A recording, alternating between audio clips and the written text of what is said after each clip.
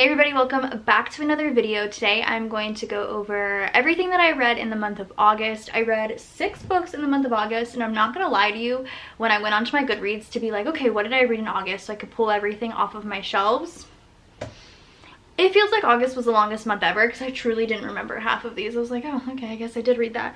But good or bad thing, I'm not sure. Looking at it now, I feel like this was like a decently okay reading month for me, but let's just jump into it. First, I read Final Girls by Riley Sager. I am still in my Riley Sager reading journey. I'm trying to read everything written by him, and this was just next up on my TBR list essentially. This was actually the first book written by him, and I didn't know that till after I had finished and I read some of the Goodreads reviews, but I guess I could sort of see it. So I overall gave this a 3 stars, which is so sad for me. Not that 3 stars is bad, but it's sad for me because everything that I've read from Riley Sager has been 4 stars and above so far, so this just being a 3 star felt very meh. 3 star is still a decently good review, but I just didn't enjoy it as much as I have the other 3?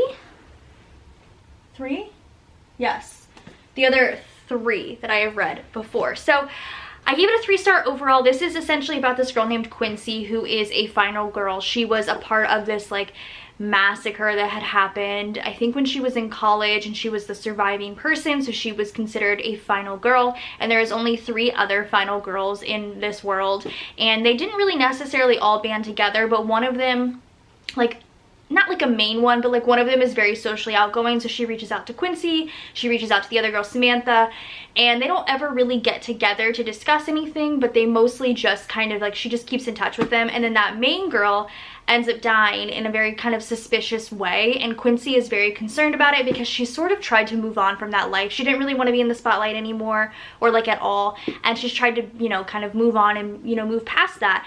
And so when the girl dies, the other girl, Sam, comes to Quincy and is like, this is weird, what do we do? And it's kind of interesting because the whole time she's blacked out. She blacked out the entire massacre that she was a part of. She doesn't really remember anything except for the very beginning and then the very end when she was with the police officer. So when this Sam comes to visit, she's trying to kind of help Quincy remember, and you're sort of remembering along with Quincy, so you're getting these bits and pieces, and it's okay. I feel the pacing is really slow, especially for a Riley Sager thriller. The whole first 2/3 are very slow. You're wondering when anything is sort of really gonna pick up, and then of course at the end it does pick up. I will say I did kind of call one of the twists, but I'm happy that it was a twist because I feel it was a good one. I say that weirdly because when I read The Silent Patient, I know a lot of people really love that book. I called the twist pretty quickly on, and it really bothered me the whole time I was reading. Whereas with this, I called the twist about halfway through, and then I was like, okay, this is still interesting, let's see how this plays out, sort of situation. One thing I did note on my Goodreads is the last couple of sentences of this book were so cringy, so cringy. You have to read the whole book to understand the last couple of sentences, but it was cringy. I was like, ugh, when I read it. So this was overall a 3. It wasn't my favorite Riley Sager. I'm happy I have it. I'm happy that it's sitting on my shelves, but if I were gonna suggest a final girl book to you out of the 2 that I've read, which is this one and The Final Girl Support Group by Grady Hendrix. I actually really didn't love this one either, but I would say read this one over this one because this one's way more fast-paced, way more action-packed, a lot more happens. Look how cute they look next to each other. But yeah, so Final Girls by Riley Sager. Next up, I read Lore Olympus Volume 1. This is by Rachel Smith, or Smythe. This is a graphic novel. This is the first graphic novel that I have read as an adult that wasn't Dog Man with my kiddo. And I really loved this. So I got this at Half Price Books for $13, and I was so excited because it's brand new, gorgeous. I don't even think the spine had been cracked, and I was so excited to read it, and I was really interested in reading this. Like I said, this was my first graphic novel reading as an adult, and I read it in about 45 minutes. I went through it so quickly. Are you supposed to read graphic novels slower? Because I feel I was just flipping them pages.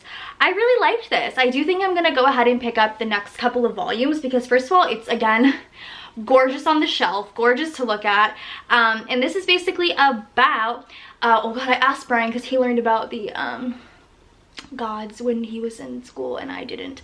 Is it Persephone? Persephone. I think it's Persephone. It's about Persephone and Hades, and they're kind of like romantically entangled, but you also get to follow a little bit more of the other gods in the Olympus world, and it was fun. It was cute. The illustrations, the drawings are gorgeous, and I don't know, I thought it was a good time. I'm not like particularly drawn to graphic novels, but I do really like this, and I think again, like I said, I'm gonna go ahead and continue the series, and I gave it about 4 stars because I had a good time reading this one. Next up, I read The Library of the Dead. This is by T.L. Huchu. This is the first book in the Edinburgh Nights series, and this has been sitting on my physical TBR for so long, like almost a year. Looking at my physical TBR, I was looking at the stack that's like in the back, which is all my older books, and I was like, let's grab one of those. So I grabbed this one because the premise of this is very, very cool. However, I gave it 2 stars. So that sounds great. You start off this book, Rope is cool. She's talking to ghosts, and it's like transactional, man. Like, she sees ghosts, they're like, hey, I want to send a message. She's like, okay, are you gonna pay, or is your recipient gonna pay? They're like, my recipient's gonna pay. Dope. She takes the message, delivers it, takes the money. That's how she makes her money. It's cool. It's like a cool like situation. And then she meets this dead woman who says that her son is missing somewhere, like something crazy has happened to him, and she needs to find out what. And so she goes on this mission to find out what happened, and along the way she does meet but she has a friend from like previously in school who's going to work at this like really secretive library called the Library of the Dead that no one really knows about. It's very secret, very elite, and she makes her way into it and becomes part of it somehow, and it's cool. That sounds great. Yeah, that's like a portion of the story. Everything else is just filler. Like, this book is 80% filler and then cool stuff. It was so frustrating for me because I wanted so badly for her to meet that woman who says her son's missing, and then it just be a whole like interesting path to finding her son, but she's going this way, that way, going this way, that way. We'll end up in this weird situation at one point, and I mean, the weird situation was cool too, but all the filler for me was not what I wanted. So this is a series, but I'm not gonna continue reading it. It is, I think, it's based out of Scotland, so a lot of the dialect and the slang is in here. So for me, it was a little bit more difficult for me to catch on to and to read. There was a lot of times I had to reread paragraphs, and there was a lot of times my eyes would glaze over and I would just kind of skip a couple paragraphs and be like, should I reread those? Don't think I need to. So I'm not going to continue this series. I gave it 2 stars. It was not at all what I wanted it to be, nor what I expected it to be. And I'm sad about that because I feel like it had such a good promise, but it's just not something I enjoyed. But it has good Goodreads reviews, so maybe check it out if that's something you're interested in, but it just was not a favorite of mine. Up next, I read one of my 2 book of the month picks for the month of August. There was 2 books that I was like super excited to read, and the first one was None of This Is True by Lisa Jewell. I have not read anything by Lisa Jewell, but she is one of those authors that I have been kind of keeping an eye on because there is some books that I'm really interested in, and I saw Gabby Reeds mention how much she loved this thriller, so when I saw that it was an August pick, I instantly added it because I was like, I need to read it. This book is wild. I don't remember what I gave this. I think I gave it 4 stars. Let's double check. That's Amazon. Boop, boop. Yes, I did give this 4 stars. This book was really good as, it was like a thriller kind of. It was mostly just like family drama, but there was some like thrilling bits in it, and it was very addicting, very fast-paced, very easy to read. So this is about 2 women. Oh gosh, I've already forgotten both of their names. Alex and Josie, and they are both at the very beginning of the book, like in this restaurant celebrating their 45th birthday, and both of their lives are so completely different. So Josie sees Alex celebrating her 45th birthday with like a bunch of people, and it's like a party, and it's so exciting because Alex is this like famous podcaster. She does podcasters on interesting people, interesting women. And then Josie's just there with her husband, and she's like, wait, that's really cool. We're both, you know, we're birthday twins. We're celebrating our birthdays at the same time, but we live very separate lives. And so she kind of interacts with Alex in the bathroom at the restaurant. She's like, oh, we're birthday twins. And they kind of end up stumbling along, like meeting each other later, like a week or so later. And Josie's like, oh, I heard you're a really famous podcaster. I'm your birthday twin. I have a really interesting story to tell.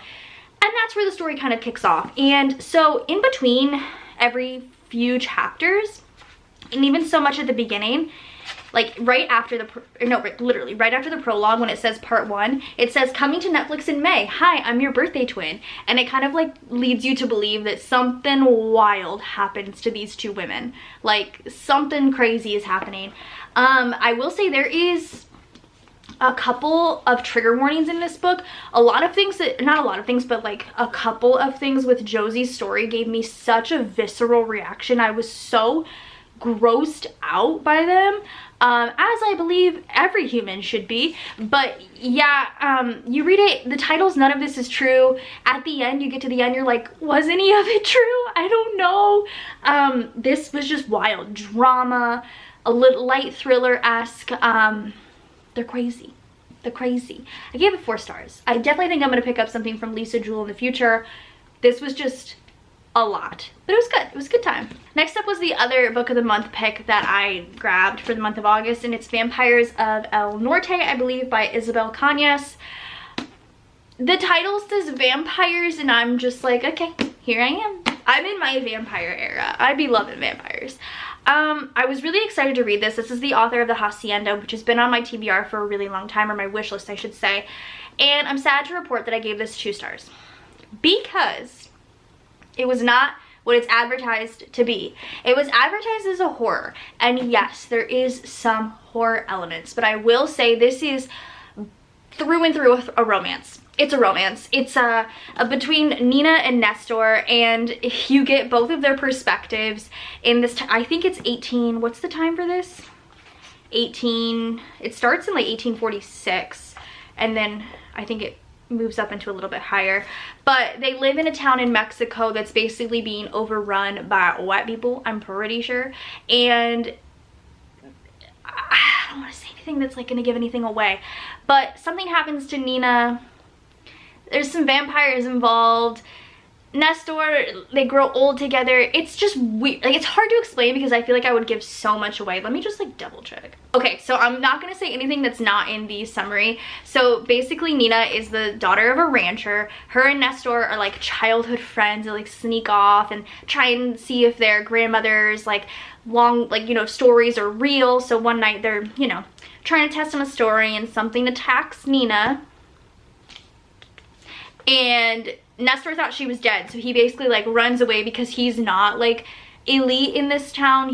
She's the daughter of a rancher who essentially runs the town, and he's kind of like a lowlife. So he runs because he's like, they're gonna kill me because she's dead. And they end up coming back together because she doesn't die.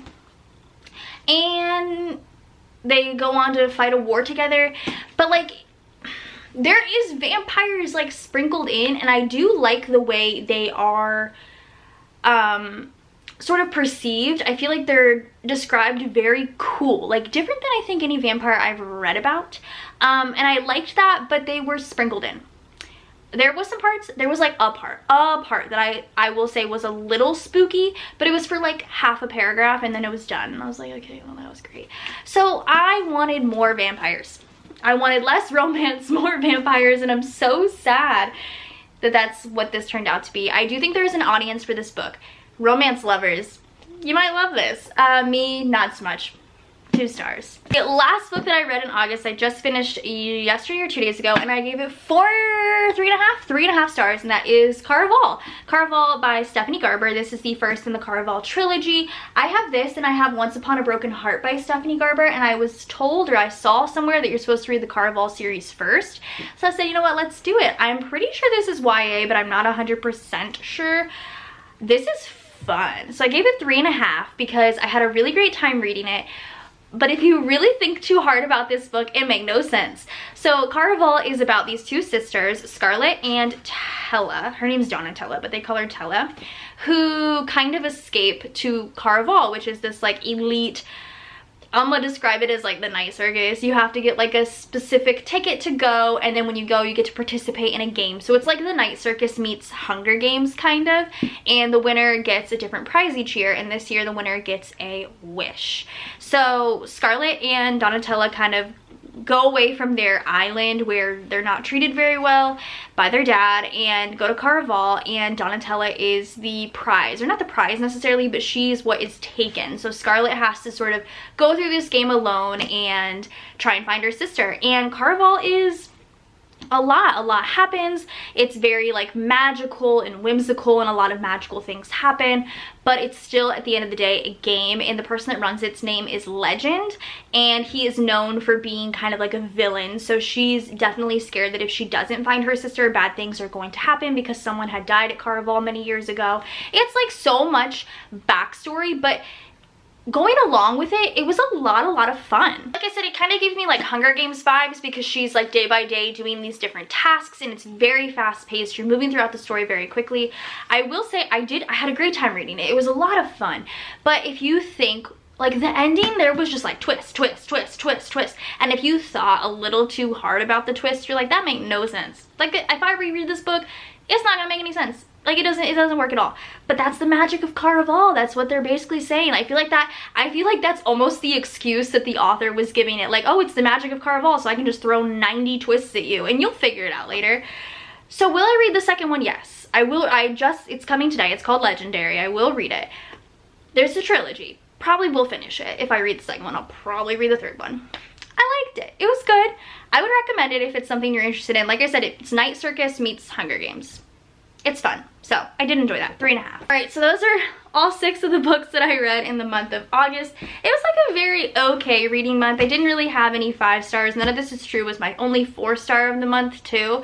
So it was a lot of very like in the middle books. But you know what?